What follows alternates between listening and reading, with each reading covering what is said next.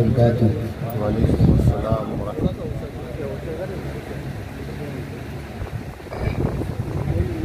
نحمده ونصلي على رسوله الكريم. أعوذ بالله من الشيطان الرجيم. بسم الله الرحمن الرحيم.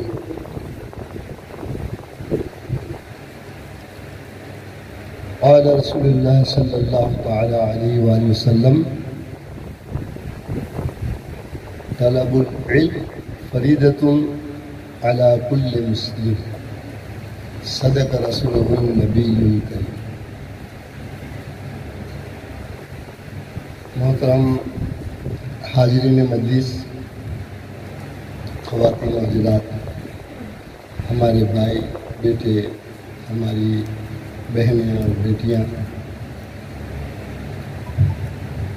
آج ہم ایک بہت ہی مبارک موقع پر یہاں جمع ہوئے ہیں. قبلہ حضور کا یہ خطاب اکثر لوگوں نے سنا ہوگا. 25,000 مراکز علم. قبلہ حضور نے مراکز علم کے اوپر ایک خطاب کیا ہے. اس میں قبلہ حضور نے فرمایا ہے کہ 25,000 مراکز علم قائم کیے ہیں. در حقیقت وہ مراکز علم کیا ہے؟ اول تو میں آپ کو بتا دوں کہ علم کس کو کہتے ہیں. ایک ڈاکٹر حسین محی الدین صاحب کا قول ہے آپ کے صاحبزادے کا کہ علم نافع ہی زوال کو عروج میں بدلنے کا ذریعہ ہے. غور سے سنیں، علم نافع ہی زوال کو عروج میں بدلنے کا ذریعہ ہے. عام سب علماء تو اس کو سمجھ گئے ہیں، لیکن عوام الناس کے لیے میں علم نافع، زوال اور عروج اس کے معنی بتاتا ہوں. علم نافع کے معنی ہے اس علم کو کہتے ہیں جو ہمارے علم کو، ہمارے ایمان کو پختہ کرے، ہمارے ایمان کو پختہ کرے، اللہ پر توکل پختہ کرے، اپنے آقا محمد صلی اللہ تعالی علیہ وسلم کی ہر بات کو دل و جان سے تسلیم کرائے. علم نافع کی میں تعریف کرتا ہوں، بغور سنیں. ان سے تعلق غلامی پختہ کرے، آخرت کا یقین دلائے، قبر کے سوال و جواب پر ہمارا یقین پختہ کرے. ایمان مجمل اور ایمان مفصل ہم پڑھتے ہیں نا، آمنت باللہ کما ہوا باسمائی و صفاتی وقبلت جمیع احکامہ و ارکانہ. یہ ایمان مجمل اور ایمان مفصل.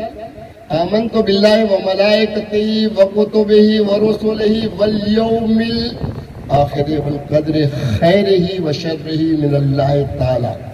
اللہ کی طرف سے ہر بھلائی اور برائی ہے، قیامت کے دن کا حساب و کتاب ہے. یہ ایمان جو پختہ کرا ہے وہ علم نافع ہے.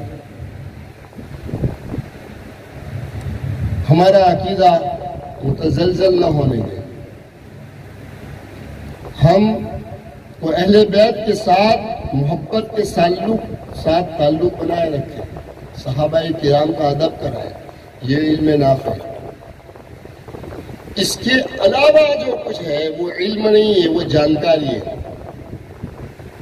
وہ محض جانکاری ہے، علم نہیں ہے. بدقسمتی سے اس دور میں علم کے 2 ٹکڑے ہوئے، اور یہ یہودیوں کی سازش تھی. انہوں نے علم دین اور علم دنیا کو الگ کر دیا. حالانکہ لفظ علم کے 2 ٹکڑے نہیں تھے. اور اس کا ثبوت کیا ہے؟ آقا علیہ السلام نے جنگ بدر کے قیدیوں کو جو پکڑا گئے تو ان کو ان کی آزادی کے لیے 2 شرطیں رکھی تھی نا. 4,000 دینار دے کر اپنی ذات کو آزاد کروا لو، اور اگر وہ نہیں ہے تو کیا کریں؟ 10 بچوں کو پڑھنا لکھنا سکھا دو اور آزاد ہو جاؤ. یہی تھا. اب یہاں غور و فکر کی بات ہے کہ آقا علیہ الصلوۃ والسلام کافروں کو جو اللہ رسول کو مانتے ہی نہیں، ان کے پاس مسلمان کو بچوں کو کون سا علم دین سکھانے بٹھائے؟ وہ علم دنیا ہی تھا نا، اور وہ اگر علم دنیا تھا تو آقا علیہ الصلوۃ والسلام کا حکم دین نہیں ہے نا؟ علم کے دو ٹکڑے ہیں۔ اب علم نافع میں نے جیسے آپ کو بتایا، جو علم ہمیں اللہ اور اللہ کے رسول کی طرف لے جائے، اللہ کی رضا کی طرف لے جائے، آخرت کی یاد دلائے، وہ علم در حقیقت علم نافع ہے، اور وہی علم کہلانے کے لائق۔ اگرچہ کوئی قرآن پڑھتا ہے، حدیث پڑھتا ہے، اور اس کا مقصد دنیا حاصل کرنا ہے یا واہواہ ہے یا عہدہ ہے، تو وہ علم نافع نہیں رہے گا۔ علم نافع وہی رہے گا جو اللہ اور اللہ کے رسول کی طرف لے جائے۔ تو علم نافع ہی سے زوال عروج میں بدلے گا۔ زوال کس کو کہتے ہیں؟ زوال کے عام معنی ہے پڑتی، یعنی خستہ حالت، تمام دنیاوی و دینی حالت میں کمزوری، رزق میں کمی، عزت میں کمی، تندرستی میں بیماری، علم کے باب میں ذہانت، لا علمی، حکومت میں نہ ہو کر غیروں کے محکوم ہونا، اور تمام سماج میں غریبی، جہالت، قوم میں مایوسی، حتیٰ کہ ایک ناکام زندگی جو آج ہماری عرف عام میں حالت ہے۔ اس طرح کی دکھی حالت کو زوال کہتے ہیں۔ اور عروج کس کو کہیں گے؟ اس سے بالکل الٹ۔ عروج میں خوشحالی، رزق میں فراخی، عزت والی زندگی، تندرست والی زندگی، سکون امن والی زندگی۔ اب یہ علم کے دو ٹکڑوں میں ہم نے اب سمجھنے کے لیے کرتا ہوں، کیونکہ عرف عام میں علم دین علم دنیا کے دو ٹکڑے ہو ہی گئے۔ ہم علم دنیا جس سے ہم رزق کماتے ہیں، دنیا کماتے ہیں، اپنے معاشی کماتے ہیں، وہ ہم نے اکثر اسکول اور مدرسوں میں پڑھا، اسکول اور کالجوں میں پڑھا۔ اور علم دین جس کو کہتے ہیں وہ ہم نے کہاں پڑھا؟ مدرسوں میں پڑھا اور دارالعلوم میں پڑھا۔ ہم یہاں جتنے بیٹھے ہیں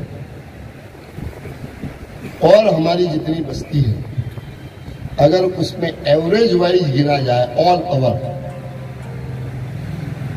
تو شاید 1000 میں سے ایک انسان دارالعلوم میں پڑھا ہوگا، اور 1000 میں سے 999 کہاں پڑھے ہوں گے؟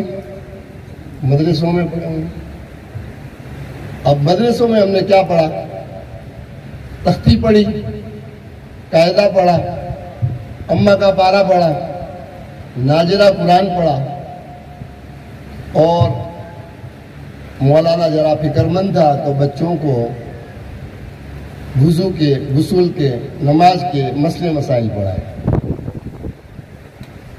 ایک مدرسوں میں آج عرف عام میں حالت یہ ہے کہ ہمارے 50 بچوں کے بیچ میں، 30 40 50 بچوں کے بیچ میں صرف ایک مولوی، ایک عالم۔ ایسے ہی ہے نا؟ اکثر ایسے ہی ہے نا؟ آپ سوچیں 2 گھنٹے کے مدرسے میں 2-3 گھنٹے کے وقت کے اندر ایک 30 40 50 بچوں کو، اور وہ بھی ڈفرنٹ جماعت کے، کوئی تختی پڑھ رہا ہے، کوئی قاعدہ پڑھ رہا ہے، کوئی انبا کا پارا پڑھ رہا ہے، کوئی قرآن پڑھ رہا ہے، کوئی تھوڑا بہت اردو پڑھ رہا ہے، اس کو ایک عالم مولوی یا 1 یا 2 یہ پڑھاتے ہیں۔ کتنے سال، کتنا وقت جاتا ہے؟ ہم نے کبھی غور کیا ہے؟ اکثر بیشتر ہمارے 5 سال کے بچے شروعات کر دیتے ہیں مدرسے میں جانے کی، اور کہاں تک پڑھتے ہیں؟ تقریباً 9ویں کلاس تک پڑھتے ہیں۔ ایسا ہی ہے نا؟ کیا حد کریں. اس مدرسے کے اندر ہم بچوں کو بھیجتے ہیں 5ویں 6ویں 7ویں 8ویں 9ویں کلاس تک. بچہ پیرالل جاتا ہے, مدرسے جاتا ہے, اسکول جاتا ہے اور یہی پڑھتا ہے. جہاں 10ویں کلاس کے اندر بچہ آتا ہے وہاں مدرسہ لوج ہو جاتا ہے, بلکہ اکثروں کا مدرسہ چھوٹ جاتا ہے. پھر 10ویں کلاس کی بورڈ کی پریکشا آ گئی, بورڈ کی پریکشا دی, اس کے بعد میں اچھے مارکس آ گئے یا جیسے بھی ہے 11ویں پڑھی 12ویں پڑھی, پھر کالج جوائن کر لی. وہ دین علم پیچھے چھوٹ گیا. ہم کو جو پڑھنا تھا وہ رہ گیا, ہم کو جو پڑھانا تھا وہ رہ گیا. کیا پڑھانا تھا ہم کو؟ جو اکثر ہم نے پڑھا ہی نہیں, کہ قرآن کے معنی پڑھنے تھے. قرآن صرف ثواب کے لیے نہیں آیا تھا, قرآن صرف عربی پڑھنے کے لیے نہیں آیا تھا. عربی تو ہماری زبان ہی نہیں ہے. قرآن تو ہم کو ہدایت دینے کو آیا تھا, اور ہدایت انسان اپنی زبان میں سمجھتا ہے. ہدایت اپنی زبان میں سمجھتا ہے. اللہ کا یہ سنت رہی ہے کہ جہاں جہاں نبیوں کو جس ملک میں بھیجا ہے وہاں لوکل زبان میں بھیجا ہے. توریت ہبرو زبان میں نازل ہوئی, موسیٰ علیہ السلام کی زبان میں نازل ہوئی, انجیل ہبرو میں ہوئی, عیسیٰ علیہ السلام کی زبان میں ہوئی, اور قرآن عربی میں ہوا. تو قرآن کے معنی پڑھنے تھے, ہم نے نہیں پڑھے. ہم کو ہمارے آقا مولا تاجدار کائنات نے دین سکھایا تھا. وہ دین سیکھنا تھا کہ ایمان کیا ہے, اخلاق کیا ہے, اعمال کیا ہے, تو ہمارے احوال سنورنے تھے. لیکن اس کی تفصیل ہم نے نہیں پڑھی. چلتے چلتے وہی بچے کی شادی ہو گئی, دنیا داری میں ہو گئے, اور ہمارا پیچھے چھوٹ گیا. وہی بچے ہو گئے, پھر نیکسٹ جنریشن وہی شروع ہوا. اب 16 سال کے بعد یعنی 10ویں کلاس کے بعد میں جو دل چھوٹا اور دنیا داری میں پڑے, لیکن اس دور میں 60 سال تک یعنی آقا علیہ السلام کے حکم کے مطابق کہ علم حاصل کرو ماں کی گود سے قبر کی آغوش تک. اس دور میں کسی کو یہ خیال آیا کہ یار میں نے تو دین نہیں پڑھا, مجھے دین پڑھنا چاہیے تھا, مجھے میرے آخرت کے لیے کچھ کرنا چاہیے تھا, تو ہمارے پاس اس کا کوئی انتظام نہیں. کیوں؟ مدرسے کے اندر پھر واپس وہ بچہ جا کے دل میں دین پڑھے, ماحول نہیں ہے, پڑھ سکتا ہے. کیونکہ اب وہ جو اسکول پڑھا ہے نا, تو اسکول وہ ٹپوئی پر پڑھا ہے, بیٹھ کے ٹیبل کرسی پر پڑھا ہے. قرآن اس نے زمین پر بیٹھ کے پڑھا تھا. اور افسوس آج بھی ہماری وہی رویش ہے نا. آج بھی ہم اپنے بچوں کو, اپنی اولاد کو, اپنی نسلوں کو یہ سکھا رہے ہیں کہ اس علم کی حقیقت اور اس کا مرتبہ یہ ہے کہ زمین پر بیٹھے, اور دنیاوی علم وہ پڑھاتے ہیں کہ اس کا مرتبہ بڑا ہے. ہم لاشعوری طور پر ہمارے بچوں کو کیا شعور دے رہے ہیں؟ یہ فکر کون کرے گا؟ یہ فکر کون کرے گا؟ ان بٹوین کون پڑھا ہے؟ 16 سے 25 تک, 25 سے 40 تک, 40 سے 60 تک کی یہ 3 جماعتوں کو قرآن پاک کیا کہتا ہے, حدیث پاک کیا کہتی ہے, فقہ کیا کہتی ہے, اگر پڑھنا چاہے تو کوئی مرکز نہیں, نہ دارالعلوم نہ مدرسہ ہے. تو پھر کیا ہونا چاہیے؟ اس کے لیے ایک میں نے پیمپلیٹ بنایا ہے, اور یہ پیمپلیٹ جو میرے ہاتھ میں علم نافع ہی زوال کو عروج میں بدلنے کا ذریعہ ہے. علم نافع ٹیوشن کلاسز بزبان دیگر مراکز علم, اور بزبان دیگر آج ہم جس ملکت کے اندر بیٹھے ہیں اس کے افتتاح کے لیے یہ وہ مرکز بنے گا. اور یہ میرا گائیڈنس ہے, التجا ہے کہ یہاں صرف ان لوگوں کو نہ لائیں جو صرف بچے ہیں, بلکہ آپ لوگ بھی جماعتیں بنائیں.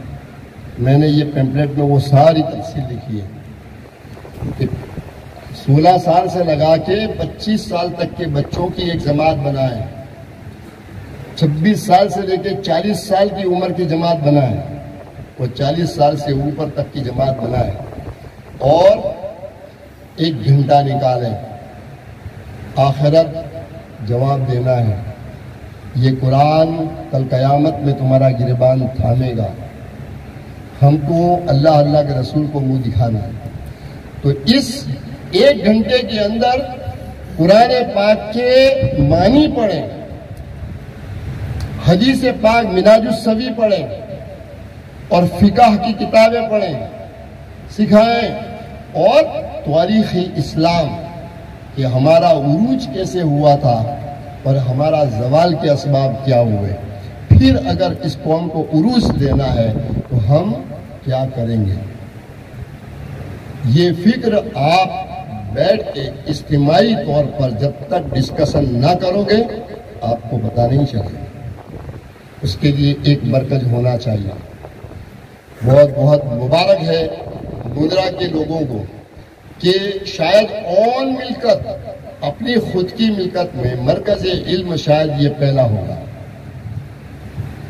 ویسے مرکز علم چلتے ہیں, لوگ پڑھاتے ہیں, لیکن اس عمر کے لوگ جو مدرسہ چھوڑ چکے اور نہ دارالعلوم میں گئے, ان کو علم دین پڑھانے کا ہمارے پاس کوئی ذریعہ نہیں. تو کیا ہے, انجار والے روزانہ یہاں آئیں گے,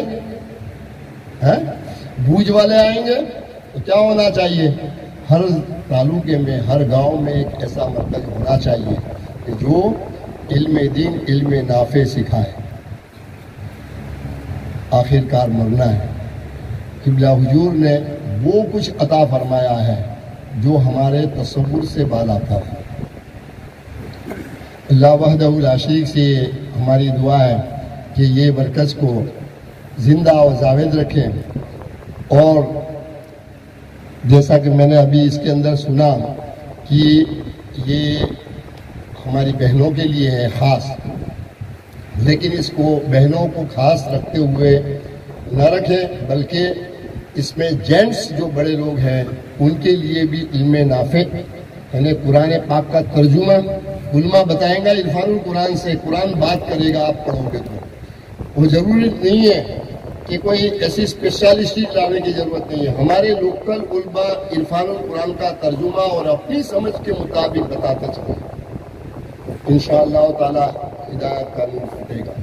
ہمارے پاس منہاج السوی ہے جو عقیدوں کو, اخلاق کو, اعمال کو سنوارتی ہے. ہمارے پاس اتنا مواد ہے کہ کسی اور تحریک کے پاس تو ہے ہی نہیں. ہاں, لیکن بہنوں نے, یہ بہنوں کا ایک مدرسہ بنایا ہے, تو ہماری منہاج القرآن کی بہنوں نے ہم کو کیا دیا ہے یہ علم کے اندر ایک جھلک بتاتا ہوں میں آپ کو. پچھلی صدی کے اندر ہم نے مسئلے مسائل کی کون سی کتاب پڑھی ہے؟ اردو میں ہم کیا پڑھتے ہیں, پڑھاتے ہیں اکثر بہار شریعت. بہار شریعت پڑھاتے ہیں, ہے نا. وہ بہار شریعت 2 جلدوں کی کتاب ہے اور تقریباً 1560 پیجز ہیں اس کے. لیکن اس کے اندر اس دور کے ایٹ پریزنٹ جو مسائل کھڑے ہوئے ہیں اس کے حل نہیں ہیں. اس زمانے میں 100 سال پہلے جو حالات تھے وہ مسئلے مسائل اس میں ہے, اور آج بھی ہم اس کو پڑھاتے ہیں. مثال کے طور پر کہ کنویں میں اگر کتا گر جائے گا تو کتے کو نکالو گے, 80 ڈول باہر نکالو گے اور اسمیل ختم ہو جائے گی تو یہ کنواں پاک ہوگا. یہ مسئلے مسائل پڑھا دیں نا, بہار شریعت میں ہے. اب کتا کدھر گرتا ہے کنویں میں, اب تو بورنگ ہو گئے. یہ مسئلے مسائل کا کیا مطلب ہے؟ نہیں, آج موبائل آ گیا, سوشل میڈیا آ گیا, نئے مسئلے مسائل آ گئے, تو ہماری ویمن لیگ کی بہنوں نے کام کیا اس فقہ پر اور بہار شریعت کا متبادل دیا ہے. اور وہ کتنی کتابیں ہیں معلوم ہے آپ کو؟ 20 کتابیں، اور 20 کتابوں کے پیج کتنے ہیں معلوم؟ 6000 کے قریب، 19 کے ہے 5612، اور 20ویں جو کتاب آئی ہے اس کے کچھ 400 سے زائد پیج ہے، اور میں آپ کو اس کے نام صرف جھلک بتاتا ہوں۔ یہ قبلہ حضور کی شاگردوں نے ویمن لکھنے کام کیا ہے قبلہ حضور کے خطابات پر سے۔ اس کے مقدمے میں لکھا ہوا ہے، پہلی کتاب کے مقدمے میں لکھا ہوا ہے کہ قبلہ حضور کے خطابات سے مواد لیا ہے، قبلہ حضور کے کتابوں سے مواد لیا ہے اور اس کی تفصیل بیان کی ہے۔ پہلی کتاب ہے سلسلے تعلیمات اسلام کی، ہدایت زندگی کا مختصر نصاب، ہدایت زندگی کا مختصر حساب، دیکھو کتنی امپورٹنٹ کتاب ہے، اور اس کے 358 پیج ہیں۔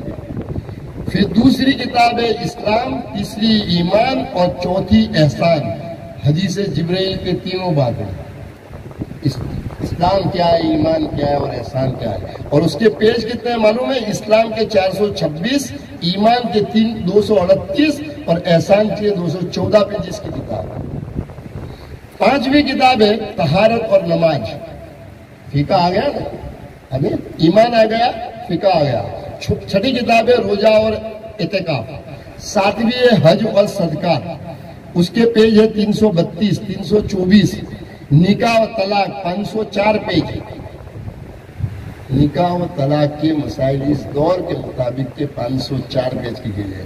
بچوں کی تعلیمات اور تربیت، ماں کے رحم سے لگا کر 1 سال تک، یعنی رحم مادر کے اندر بچہ ہوا تب سے لگا کے تعلیم اور تربیت شروع ہوتی ہے۔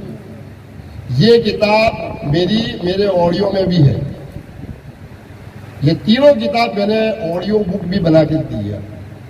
دوسری کتاب ہے، اور وہ 352 پیج ہے۔ دوسری کتاب ہے 2 سال سے لگا کے 11 سال تک، اور تیسری کتاب ہے 12 سال سے لگا کے 16 تک کی، بچوں کی تعلیم اور تربیت کی۔ 13ویں کتاب ہے دعوت و تبلیغ۔ 14ویں کتاب ہے عمر رسیدہ افراد۔ 15ویں کتاب ہے عقیدہ توحید۔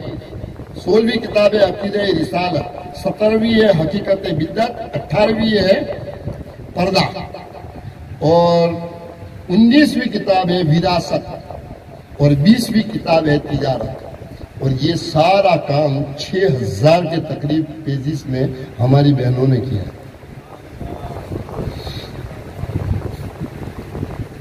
اور جو میں ایسی ہوں جن کی گود میں بچے پڑے، تو وہ ہمارے مناجور قرآن کے جو اسکالرس ہیں، اگر ایسے نہیں ہوں گے تو کیسے ہوں گے؟ آپ نے ادریس رانا صاحب کو سنا ہے؟ ادریس رانا صاحب قبلہ حضور کے شاگرد ہیں۔ ادریس رانا کر کے یوٹیوب پر ڈالنا، ایسے ایسے خطابات ہیں کہ وہ ایک آدھا گھنٹے اگر خطاب کرتے ہیں نا، تو اس میں 10 سے 12 منٹ تو صرف قرآن پاک کی آیتوں کے حوالے ہی، ہر بات پر قرآن کی آیتوں کے حوالے، اور وہ وربلی دیتے ہیں۔ آپ نے علی وقار قادری صاحب کو سنا ہے؟ علی وقار قادری صاحب اس دور کے ایسے ایسے مسائل بیان کرتے ہیں، ایسے ایسے سوال و جواب دیتے ہیں، ہم حیرت زدہ رہ جائیں۔ اور وہ کیسی ہستی ہے، میں آپ کو کیا بتاؤں۔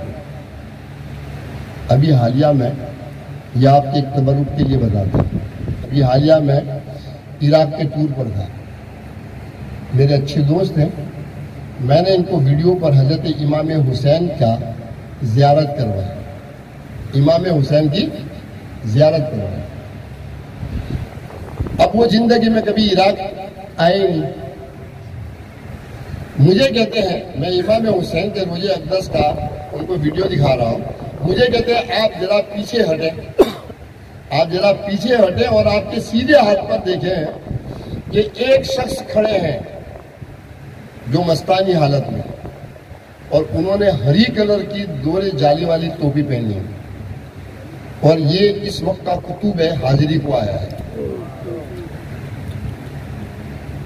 آپ سوچیں، میں حیرت زدہ، میں آپ کدھر دیکھ رہے ہیں؟ آپ اپنے سیدھے ہاتھ پر دیکھیں، پیچھے ہٹے، دیکھا تو وہ حقیقت وہ انسان کھڑے ہوئے اور مستانی حالت میں تھا۔ میں نے ان سے مصافحہ کیا، وہ دیکھ کے مسکرائے. یہ ہے منہاج القرآن. یہ تو تیسری چوتھی کیٹیگری کے انسان کی بات کرتا ہوں. ٹھیک ہے، تو شہزاد جان ہے کہ نہیں، اور قبلہ حضور کی ہستی کیا ہو. یہ ہے ہمارا منہاج القرآن روحانیت میں بھی، یہ ہے ہمارا منہاج القرآن علمیت میں، یہ ہے ہمارا منہاج القرآن مواد میں. لیکن افسوس افسوس صد افسوس کہ ہم نے اس کا حق ادا نہیں کیا. ہم اس کی خدمت کرتے ہیں، اپنے طریقے سے خدمت کرتے ہیں، انڈیویژلی خدمت کرتے ہیں. ہر ایک انسان اٹھ جاتا. آج مشن کو کہاں سے کہاں پہنچا دیا. بھئی اگر کوئی کہے کہ ہم کیا کر سکتے ہیں اور ہم تو جو کرنا ہے کرتے، نہیں، اس کا حق ادا نہیں کرتے. صحابہ کرام نے کیا کیا؟ صحابہ کرام نے ایک ایک انسان کو پکڑ کے لا کے آقا علیہ السلام کی بارگاہ میں پیش کیا کہ تو دیکھ لے، اگر تیری سمجھ میں آتا ہے تو مان لینا، نہیں تو چھوڑ دینا. بس ہم کو بھی وہی کرنا ہے، قبلہ حضور کو پیش کر دینا ہے. بس قبلہ حضور کو پیش کر دیا، 2-3 خطابات سنا دے، اپنا کام ہو گیا. اب کوئی کہے گا بھائی کہ پورا خطابات تو انٹرنیٹ پر آ چکے ہیں، تو ہمارا کام باقی نہیں رہا. ٹھیک ہے، کتابیں تو ہیں نا. قبلہ حضور نے پورا مشن اگر دیا ہے تو وہ 2 ہی چیزوں میں دیا ہے، ایک خطاب اور دوسرا کتاب. تو کتابوں کو عام کرنے کا تو خدمت ہمارے پاس ہے نا.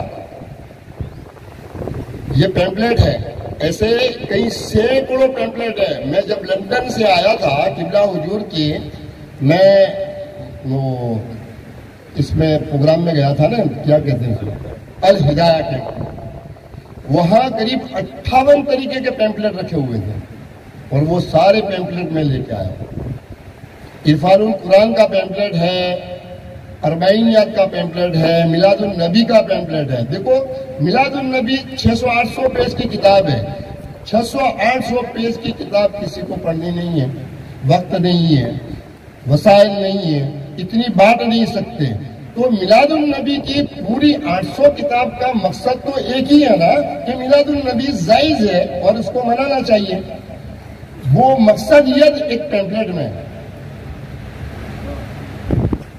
صرف 20 منٹ کے اندر آپ آرام سے پڑھ لو گے اور قرآن پاک کی اور حدیث پاک لوگوں تک پہنچا دو گے. تو یار 500 روپے میں 125 پیمپلیٹ آپ نے خریدے یا 150 پیمپلیٹ آیا آپ کے پاس میں، 150 لوگوں تک پہنچا دیا. آپ نے اپنا کام کر لیا، آپ نے اپنا حق ادا کر دیا. یہ تو ہم کر سکتے ہیں نا. منہاج پبلیکیشن نے آپ کے لیے یہی سسٹم نکالی. منہاج پبلیکیشن کوئی چندہ نہیں کرتا، اللہ تعالیٰ کی خیرات بہت ہے. منہاج پبلیکیشن چندہ نہیں کرتی ہے. آج اس کو چندے کی ضرورت نہیں ہے. آقا علیہ السلام کے خیرات سے وہ بہت خوش ہے. میں آپ کے لیے کہہ رہا ہوں کہ ایکٹیو ورکر بنے، صرف 500 روپے ہر مہینے اپنی جیب سے لگائیں تو وہ آپ کی خدمت ہو جائے گی دھن سے. بھائی 500 خرچہ کیا، دھن ہو گیا. آپ کے پاس کتاب آ گئی، پیمپلیٹس آ گئے، اربعین آ گئی. اربعین کیا چیز آپ کو نہیں معلوم.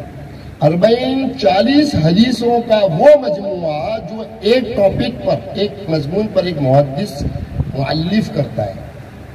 بڑے بڑے محدثوں نے اربعینیات مؤلف کی، تالیف کی، لیکن کسی کی 3 ہے، کسی کی 4 ہے، کسی کی 5 ہے. یہ آسان نہیں ہے.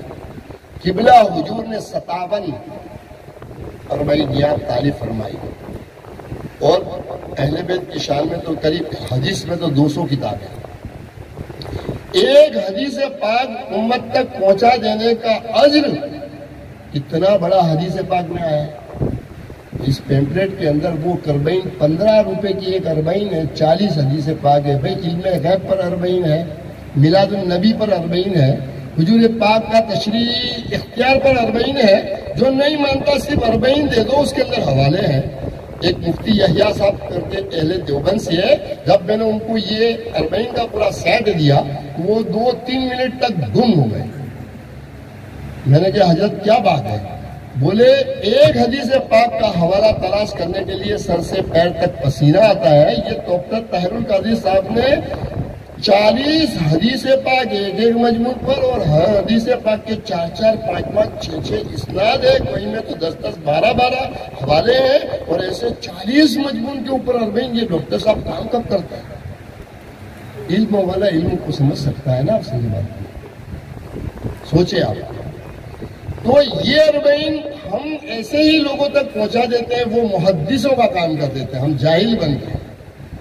لیکن اتنا آسان کام بھی ہم کرنے کو تیار نہیں ہیں. تو پھر ہماری گرفت نہیں ہوگی تو کیا ہوگا؟ اس پر ہمیں افسوس نہیں تو اور کیا ہے. تو دھن سے یہ فزیکلی آپ کے پاس کتاب آئی, فزیکلی آپ نے بانٹی تو ہو گیا تن. اور یہ دھن اور تن تبھی ہوگا جب آپ کا ہوگا من. اگر آپ سچے دل سے منہاج القرآن کی خدمت کرنا چاہتے ہو تو لٹریچر پہنچا دو. کہاں؟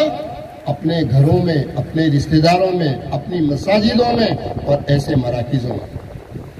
آج ہم عہد کریں کہ صرف مندرا نہیں, کچھ کے 10 تعلقے کے اندر ایسے مراکز ہونے چاہیے جو لوکل لوگوں کے لیے ہو. اور ایسے علم نافع ٹیوشن کلاسز جو ٹیپوئی پر اسی کلاس میں بیٹھ کے علم پڑھائے, شایان شان پڑھائے, آنے والے کی شان کے مطابق نصیحتیں دیں, ایسی کلاس لگائیں, اس کو بنائیں اور ایک گھنٹے کے سلیبس رکھیں, ایک گھنٹے کا ٹائم رکھیں الگ الگ کا. کوئی دوپہر میں, شام کو, رات کو. اور الگ الگ عمر کے لوگ ایک ساتھ میں نہ بیٹھے بلکہ ہم عمر کے قریب بیٹھے تاکہ حساس نہ ہو. بھئی 16-17 سال کا بچہ ایک 60 سال کے ساتھ بیٹھے گا اور ایک ہی سبجیکٹ پڑھے گا تو تھوڑا بہت احساس کمتری محسوس کرتا ہے نا. ایسا نہ کریں. آپ 40 سے اوپر والوں کا ایک کلاس لیں, 25 سے 40 والوں کا دوسرا لیں اور 25 کے نیچے والوں کا تیسرا کلاس. اس طریقے کے مراکز بنائیں تا آج اس محفل میں آنے کا اور اس کا بنانے کا ہمارا مقصد حل. بھئی اگر منہاج القرآن سے جڑے ہیں اور منہاج القرآن کا کام نہیں کرتے تو پھر کیا بات ہے؟ دیکھو اے لوگوں, سمجھ لو یہ وقت ہے. مجدد ہر وقت نہیں ہوتا, غوث ہر وقت ہوتا ہے. مجدد صرف 100 سال میں ایک بار ہوتا ہے اور مجدد ظاہر ہونے کو قریب 10-15 سال لگ جاتے ہیں. یہ ہر کسی کی قسمت نہیں ہوتی ہے. ہماری قسمت ہے کہ ہم مجدد کے ہم عصر ہیں اور اللہ تعالیٰ نے ہم کو وہ یقین دلا دیا کہ یہ تمہاری صدی کا مجدد ہے. تو یہ بہت بڑی خوش قسمتی ہمیں میسر آئی ہے. آپ سوچو کہ جو مکہ معظمہ میں رہتے تھے 10.5 لاکھ لوگ رہتے تھے, 13 سال میں صرف 400 سے کم لوگ مانے, تو دوسرے لوگ کیسے بدقسمت تھے؟ کیا ہم بھی ویسے ہی رہنا چاہتے ہیں؟